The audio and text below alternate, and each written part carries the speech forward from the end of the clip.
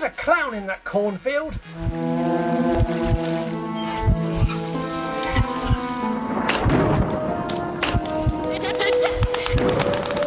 Hello everyone and welcome back to the channel. My name is Scott and I'm sure you've guessed already, today I am talking about Clown in a Cornfield 2025.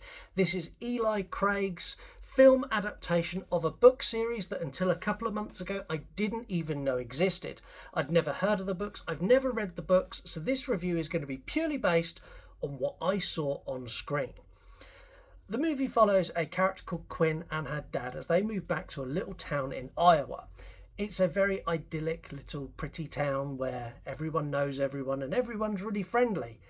And like all towns that are like that, it has a very dark past and a very dark underbelly that all centre around, well, a corn syrup factory and a clown named Frendo.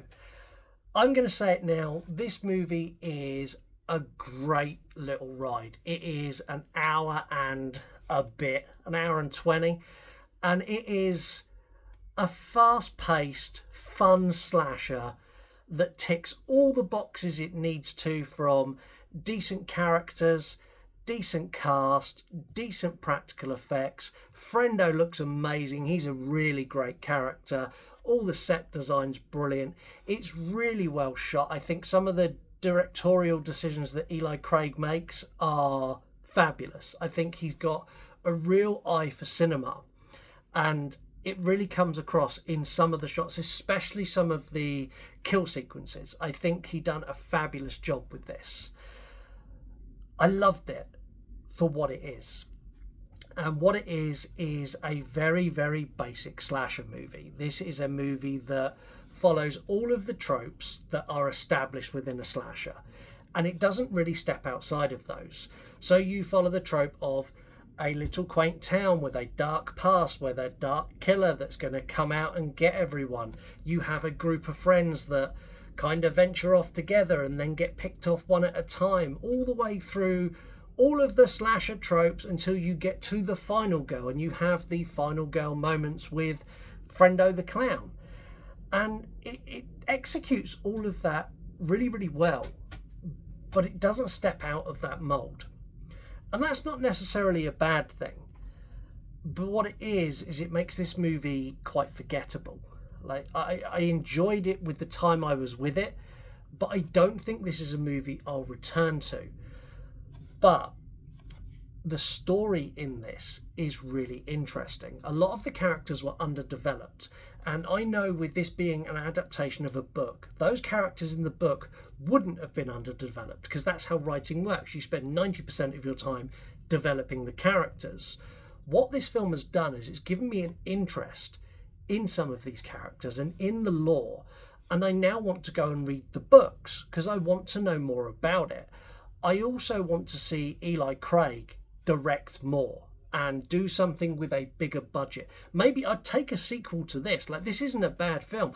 I would take a sequel to Clown in the Cornfield where you give him a couple more $1 million and make sure he puts in a longer runtime of like 1 hour 40, 1 hour 50, and I'm all over that. Because I think this film had so much more potential than it delivered on.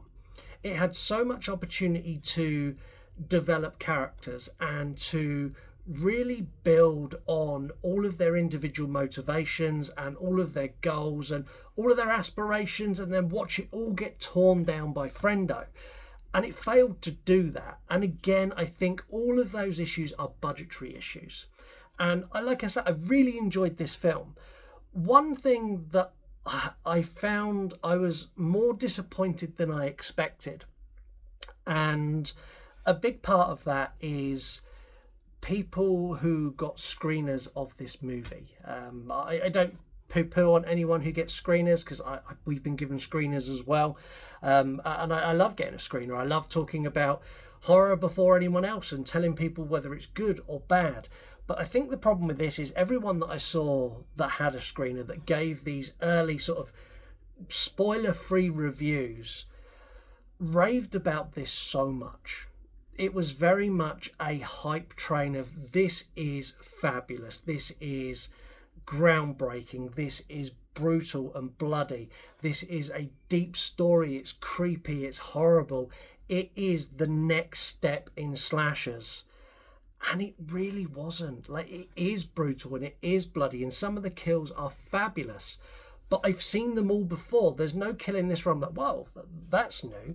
It wasn't like In a Violent Nature where he kills him with a log splitter. There's no moment where I'm like, I don't like this film, but that's new. Like, there was none of that. There was no deep dive into characters. There was no real hook that made me go, do you know what? All those people, they were right. And I think that just heightened my disappointment with this movie. Had I not seen people rave about this so highly, I probably would have gone into this and come out of it going, this is a really good movie, and not had that disappointment.